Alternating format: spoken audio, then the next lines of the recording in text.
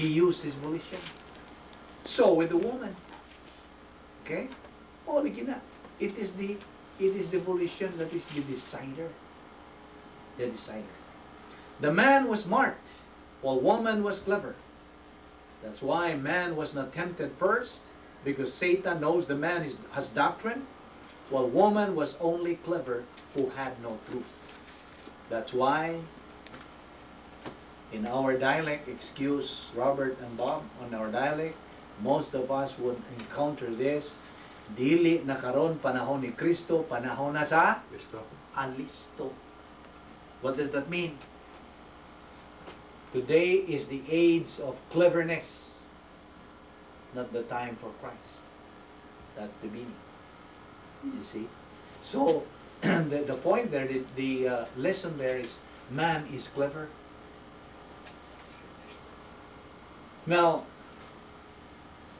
nowadays, especially in this country, because that's part of the law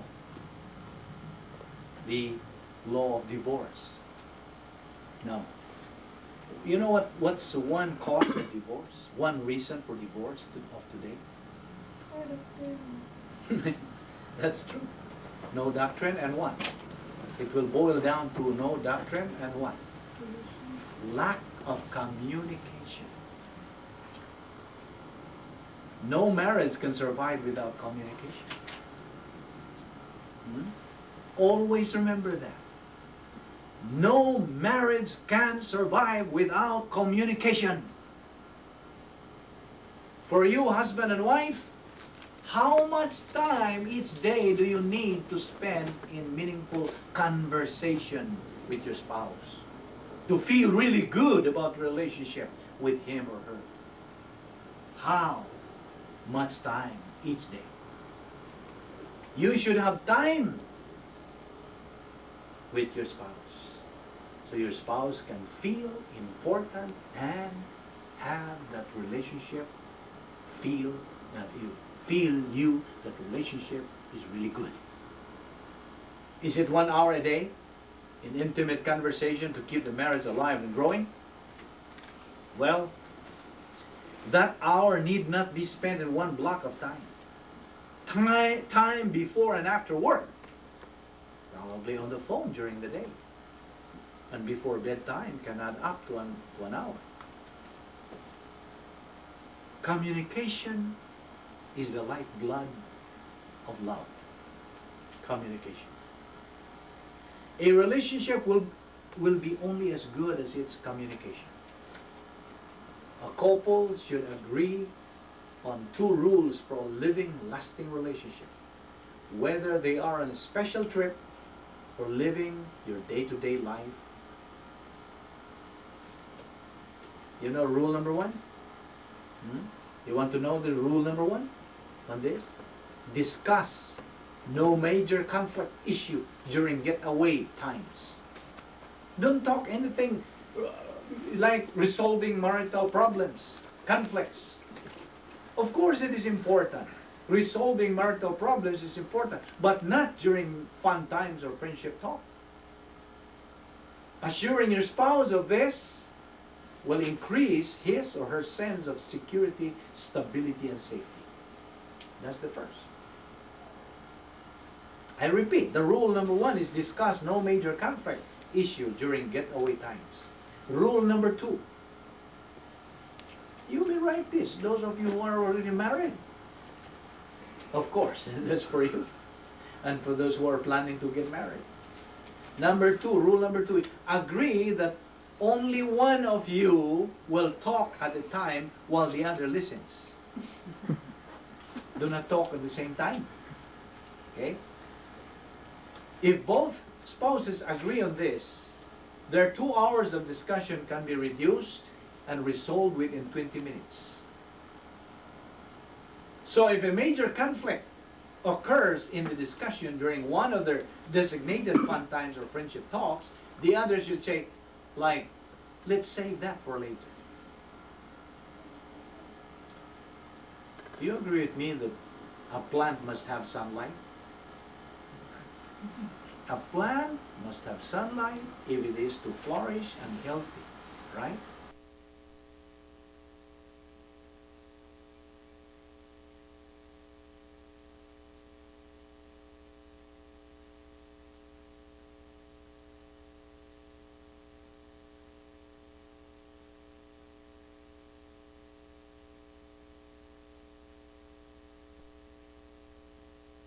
bathing her or him in warm sunlight.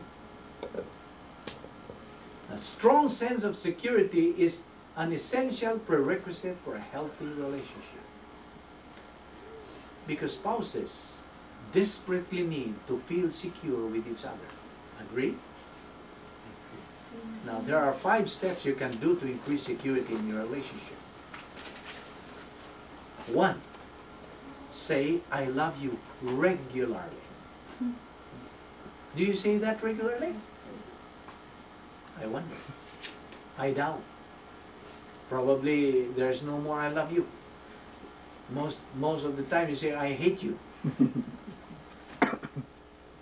So say, I love you regularly. That's the first.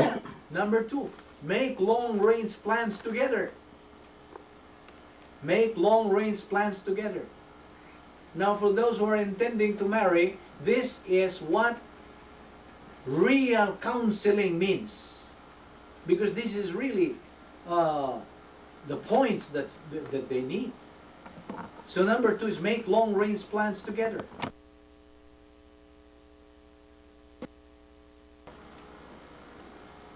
A pattern of truthfulness. Number 4, value each other's thoughts and feelings.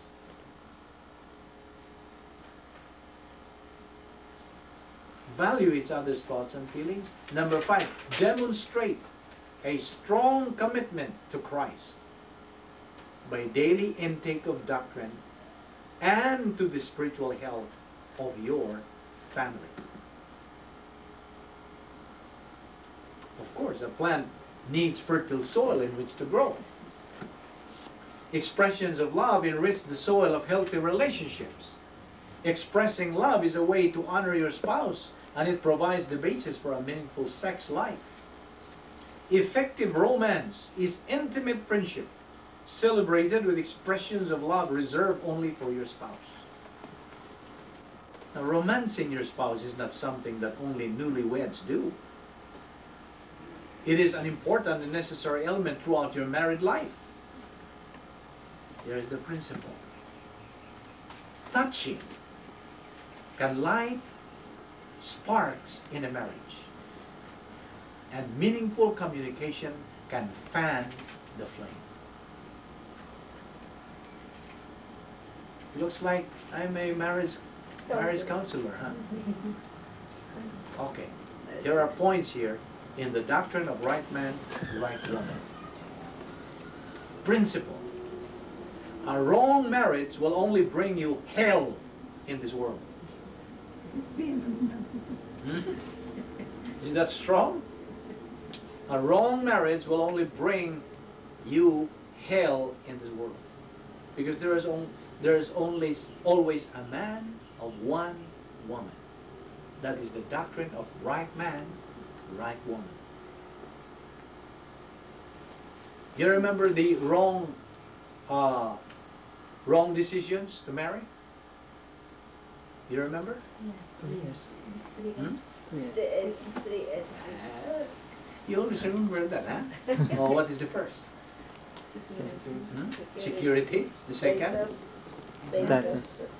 Status. And what is number 3? Sex. Sex. You see? People clothe these 3 as love. But you see, if you get married based on these 3 things, that's wrong decision.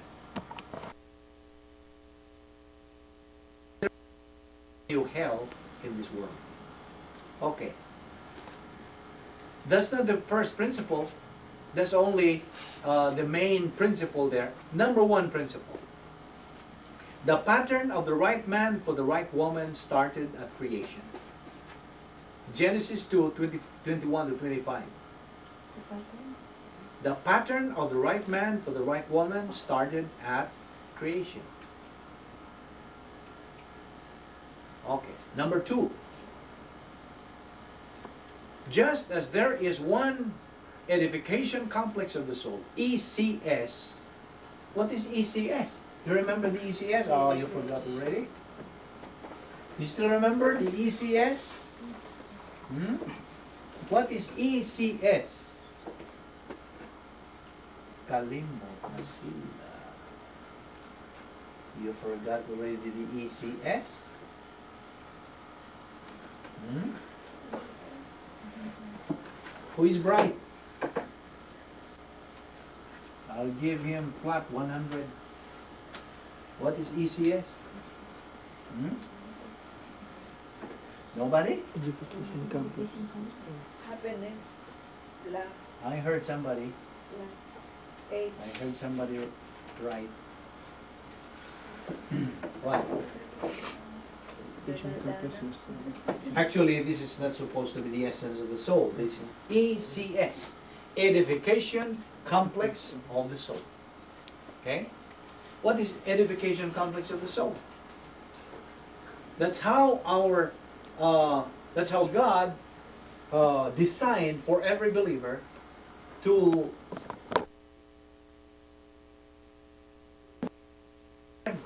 see. By a perception of Bible doctrine, this is the staging area, knowledge understood. This is gnosis. This is gnosis. You can understand what I'm teaching, or any Bible teacher, but that does not necessarily mean that you believe in what is being taught, right? That is the staging area, that's gnosis doctrine. Unless it is transferred by faith, then it remains there and it becomes what? No value spiritually. It has no spiritual value. It cannot be used in your spiritual life because it's only gnosis doctrine. You do not transfer it by faith. So once you hear it, that's perception, that's left lobe, that's the nous in Greek, left lobe of your mind. You hear the teaching of Bible doctrine, isogogically, categorically, exegetically, and then through the filling of the Holy Spirit, you understood the teaching. But it's up to here only. That's supposed to be the staging area, but if you don't transfer it by faith, then it remains there. No use. You transfer it by faith, positive volition. It goes to your human spirit. That is supposed to be your, the doctrine supposed to be stored. It becomes epinosis. epinosis. Gnosis in English is only knowledge understood. Epinosis is beyond knowledge, that is wisdom. So knowledge cannot be applied. Only wisdom. In the Greek word, it is Sophia. Sophia means the doctrine that you understood and you transfer it by faith. And so, that's how the edification complex of the soul is built upon. Through the human spirit, and then you study doctrine, you are oriented to grace. That's why it's geo. And then you continue, you master the details of life. The details of life do not master you, but you. You are not a slave to the details of life. Now, what are the details of life? Can you give me examples of details of life? Huh? Work. What else? What else? Money, success, power, pleasure, sex, approbation, social life, friends, health, marriage. Is a detail of life. Etc. Etc. Etc. These are details of life. Now, if you prioritize all this, what I have mentioned, then you are only a slave to the details of life. But if you continue growing up in doctrine, then you master the details of life. You're the one controlling. You're not a slave, but you're the master. You know what I'm saying? I hope that's clear enough. That's mastery of the details of life. You continue growing up, continue taking in doctrine, and then you go to the third story with this relaxed mental attitude. RMA. Relax. See? And then you continue. You have the capacity to love all the three categories. Love for right man, right woman. Love for, love for God. Of course, that's personal love for God. The love for right man, right woman. And the third is love. All mankind. What? All mankind. All mankind. And so that is the inner happiness. Now, what do you mean by inner happiness? Happiness and regardless of That is why, as Dick Foot would say, that kind of happiness is independent. independent sphere. You know why? You know why independent? Because it does not depend on weather, on places, on persons. Like I'll give you a very good example. Like for instance, you have friends with you, okay? You have agreed to go to, well, have a picnic, okay? Go a picnic in the park. Everybody contributes food, just like we do every time we have our Bible study, okay? Potluck. So everybody is excited, okay? But the following day, on the day you agreed to meet and you have that fun, it rained.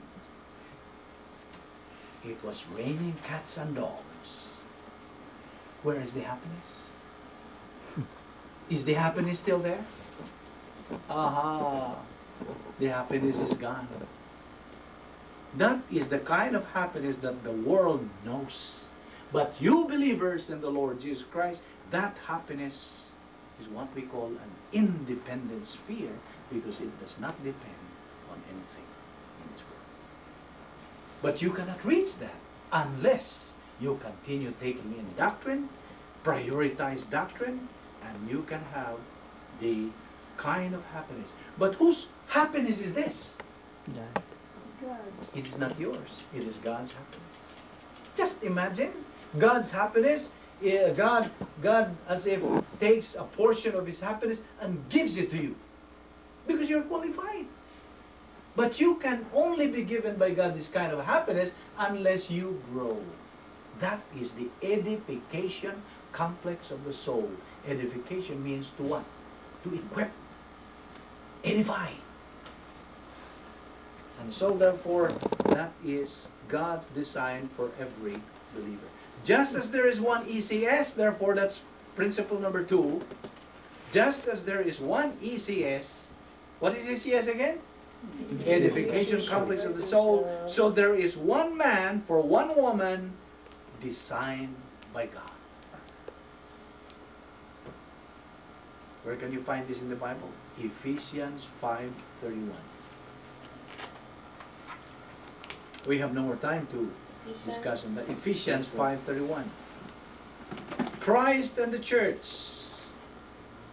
Relationship related to Jesus Christ through His doctrine.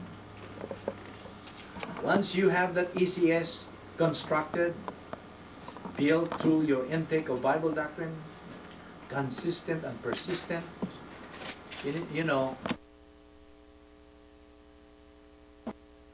doctrine about persistency. I remember when I was active in salesmanship, persistency really is the key to be successful. And Ginong can bear me out on this, but persistency really is the key. And I cannot forget that saying of one of my top salesmen. He would say, persistency paralyzes resistance. And that's really true. You are very persistent. And so persistency is the key. Now, when you are persistent in studying the Word of God, making it as your priority, then you develop that fear of the Lord. What does that mean? Fear of the Lord. In the Greek word, phobeo, Phobeo, where the English word phobia came from. That's the Greek word. Dihagikan. Phobeo, the meaning of phobeo is to fear. That's the meaning. But in the construction there is phobitai. Phobitai, it respects. Reverence in the English. What? Awe. Awe. Yes, in awe. You reverence God in awe. And so therefore Psalm 111:10 says, the fear of the Lord is the beginning of wisdom. So when you fear the Lord, then you begin that having that wisdom. You remember what is lower in category? What is lower than wisdom? Knowledge. Knowledge is gnosis doctrine. Doctrine understood. Now you know, when you come to Bible class and you just listen without using your concentration and without assimilating it, you understood what is being taught. As I have said a while ago, that has no spiritual value to your spiritual life. He said, I believe, I understand what he's teaching. No, you didn't say I believe, you just, I understand. It was clearly taught, but you did not believe. Then that's only Gnosis doctrine. It cannot be used in your spiritual life. You have to transfer it by faith. Okay. That's principle number 2. Principle number 3. By the way, part of this principle says, do not marry a man whom you cannot give respect to. If you have no respect to that man, then don't marry. Don't marry him. Number 3 point. The right man and right woman have bodies designed for each other. The right man and right woman have bodies designed for each other, and no other body will work. No other body will work. So that the example there is the key and lock. There's only one key for one lock. Okay?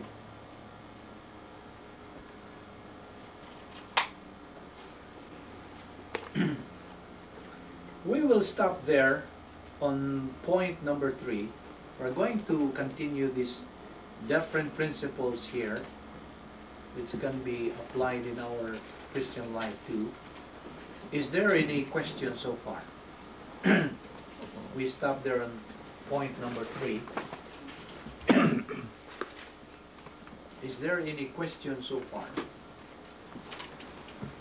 Related to our study or during about our past lessons or what? What have you? So some clarifications. Oh, by the way, I have some announcement that sooner or later we will have somebody in our group.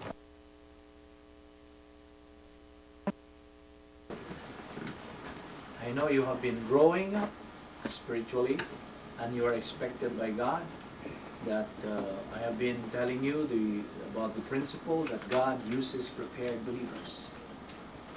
I guess you are now prepared. It's about time that you start teaching the Word of God, and you must have discovered your spiritual gift.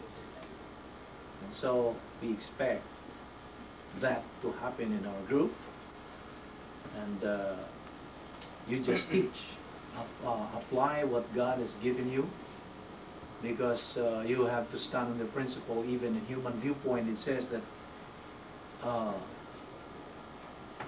a thing that is used, that is not used, will what? Rust. What? It will rust. Anything that is not used will rust, and it has no effect. So you only can learn your spiritual gift by doing it.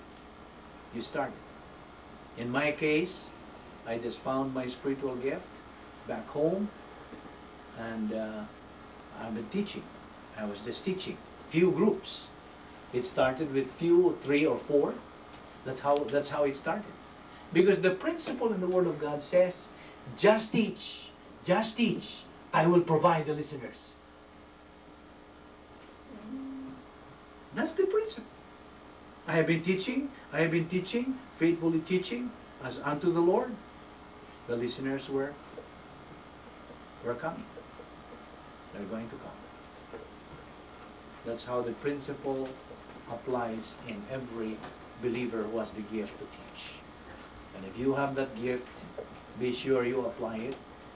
And that is for the glory and honor of our Lord Jesus Christ. Will you please stand up and end our session?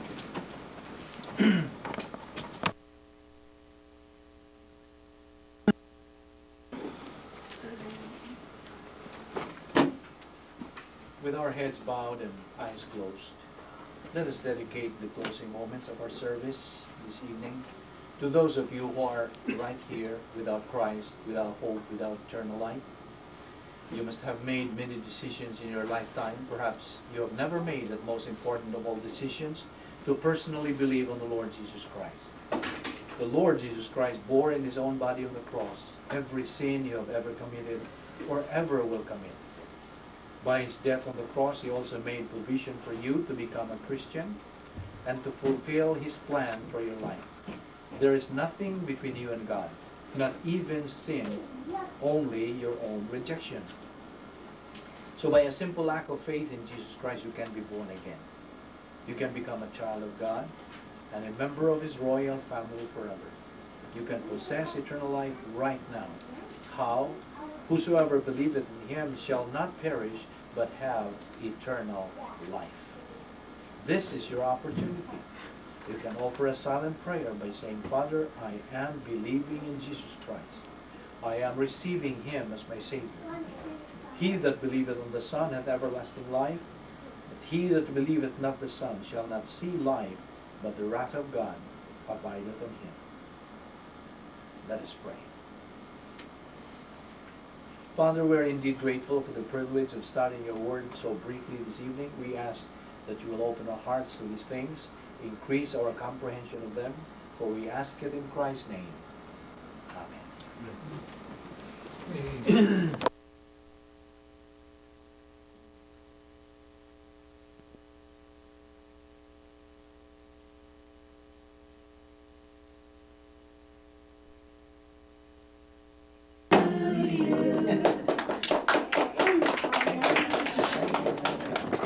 Thank you, everybody. Rachel, did you sing? Did you sing, Rachel? Did you sing? She'll serenade in private.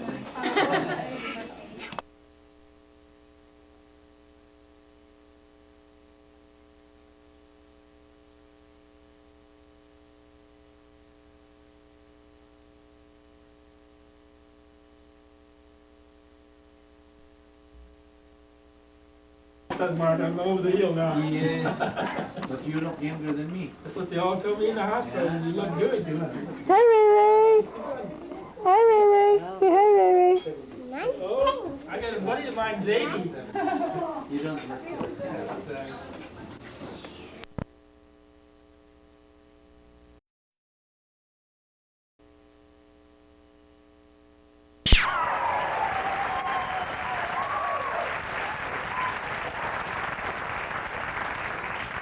The other title of this one is Did Much Better at Rehearsal. I think that's what... All right, now Thomas Gainsborough